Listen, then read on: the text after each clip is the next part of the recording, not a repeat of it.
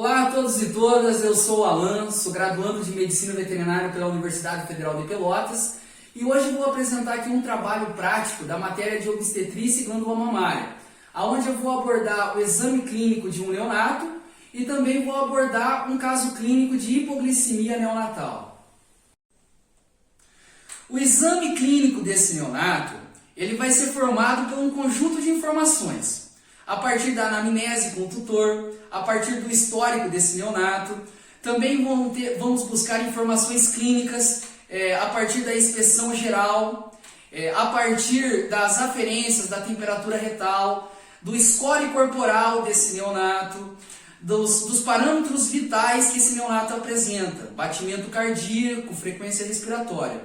E também é muito importante ressaltar que o ambiente onde vai ser feito esse exame clínico tem que ser um ambiente que não estresse esse animal, porque se ele se estressar, ele vai alterar os seus parâmetros vitais fisiológicos e isso vai prejudicar a qualidade do exame clínico. O processo de anamnese é um processo que exige um diálogo com o tutor, onde a gente vai coletar informações sobre o neonato e também sobre a mãe.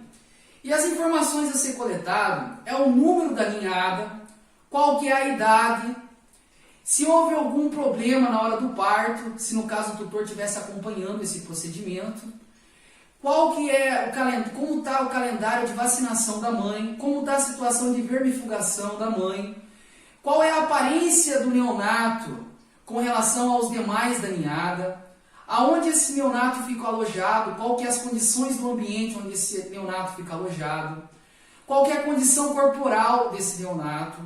A gente também vai questionar qual que é a alimentação desse neonato, como está sendo o acesso dele às mamas da mãe. Esse processo de anamnese é muito importante para a gente incorporar o nosso exame clínico. Então é importante que se faça com calma para que seja feito um bom exame clínico. Após o procedimento de anamnese, a gente vai fazer um levantamento do histórico desse neonato. E é muito importante que a gente faça um levantamento do histórico do pai e da mãe desse neonato, buscando saber se eles têm alguma doença e se essas doenças são hereditárias, que daí a gente vai poder ter um cruzamento de dados, se no caso esse neonato está sendo prejudicado por uma doença herdada do pai ou da mãe. Já que algumas dessas enfermidades só requer um atendimento especial, porém, outras enfermidades requerem ações imediatas para que possa ser salva a vida desse neonato. É importante no histórico a gente saber se houve algum acompanhamento pré-natal dessa fêmea durante a gestação desse neonato, para a gente saber se tem alguma informação do desenvolvimento fetal, se teve alguma complicação durante esse período de gestação. Caso haja um acompanhamento neonatal, é importante que a gente tenha acesso a esse histórico. Agora a gente vai entrar no exame físico geral desse neonato. O exame físico geral ele se inicia através de uma inspeção geral do corpo desse neonato. E a gente começa pela cabeça do neonato, aonde a gente vai observar alguma deformação no crânio, aonde a gente vai observar as orelhas desse neonato, se há alguma secreção, se há alguma obstrução. A gente vai observar os olhos desse neonato, a conjuntiva, a íris, a esclera. A gente vai buscar alguma informação analisando a boca desse neonato, a gengiva, o palato duro.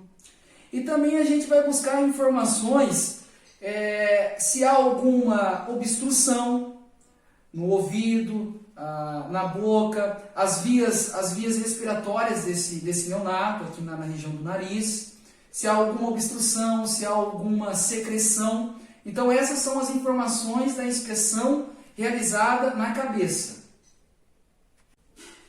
Em seguida, a gente vai realizar uma palpação superficial dos membros torácicos e dos membros pélvicos, aonde a gente vai buscar alguma deformidade, a gente vai buscar informação da estrutura óssea desses membros, a gente vai buscar informações do número de dedos, das unhas, quais são os reflexos neurológicos durante essa palpação.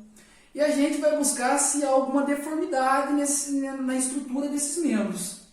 Após a palpação superficial dos membros torácicos e pélvicos, a gente vai fazer uma palpação aqui na região torácica e também na região abdominal, aonde a gente vai buscar, principalmente aqui na região torácica, qual que é o padrão de costelas desse neonato. E também palpando aqui nessa região se há alguma formação de hérnia. É muito importante que essa palpação, principalmente aqui no abdômen, onde você vai buscar a parte mais interna do animal, fazer de forma cuidadosa, para que não haja nenhuma lesão. Lembrando que o animal está com todas as suas estruturas bem frágeis. Também será avaliada a região anogenital desse animal, buscando se há alguma secreção, se há alguma obstrução. Então, logo após a gente realizar esse procedimento de inspeção geral, onde a gente faz a palpação de todo o corpo desse neonato, a gente vai averiguar os seus parâmetros vitais, que é a avaliação da frequência cardíaca e a avaliação da frequência respiratória. A avaliação da frequência cardíaca a gente vai avaliar aqui na região torácica esquerda como está sendo o batimento cardíaco desse animal e qual é a frequência desse batimento. Lembrando que o parâmetro fisiológico de um neonato nas primeiras 24 horas é de 200 e 250 batimentos por minuto. A partir dessas 24 horas até alcançar a primeira semana é de 160 a 210 batimentos por minuto. A partir da segunda semana, esse neonato já vai apresentar um batimento cardíaco de 180 a 200 batimentos por minuto. Até alcançar, esse número segue até alcançar a sua vida adulta. A avaliação da frequência respiratória, ela pode ser feita tanto visualmente através dos movimentos respiratórios aqui da caixa torácica, ou, mais indicado, com o estetoscópio, onde você vai avaliar aqui na região, na parte de trás do animal, aqui na caixa torácica dorsal, aqui na região das costelas, os movimentos respiratórios desse paciente, desse neonato. Esses movimentos respiratórios, eles oscilam de 15 a 35 movimentos respiratórios por minuto. E é sempre muito bom lembrar que a avaliação desses parâmetros vitais do neonato é muito importante na sua saúde, já que quando esses parâmetros vitais estão fora do seu fisiológico, ele pode levar o neonato a uma morte repentina. Também é importante a gente avaliar o peso corporal desse neonato.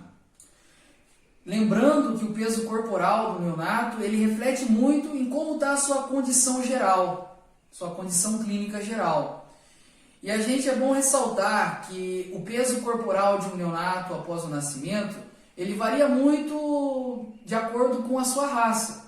As raças de pequeno porte, geralmente os neonatos nascem com um peso de 100 a 400 gramas. Já nas raças grandes, os neonatos já nascem com um peso de 400 a 500 gramas. É realizado a aferição da temperatura corporal desse neonato através da via retal e é utilizado um termômetro digital ou de vidro.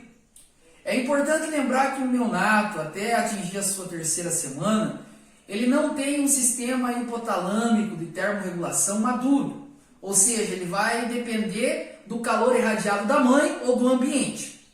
Mas enfim, ao ser realizado o procedimento de averiguar a temperatura, vai ser ligado o termômetro,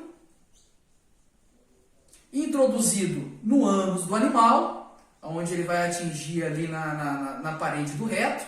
É importante que seja colocado um óleo para lubrificar essa ponta do termômetro, para não causar nenhuma lesão, um desconforto ao neonato, causar um estresse. E essa temperatura, para ela estar dentro do fisiológico, no primeiro dia ela vai estar entre 34,5 a 36. Já nas 2 primeiras semanas de vida, ela vai ficar entre 36 e 37 graus Celsius. Pois bem, agora nós vamos abordar aqui um caso clínico de hipoglicemia neonatal.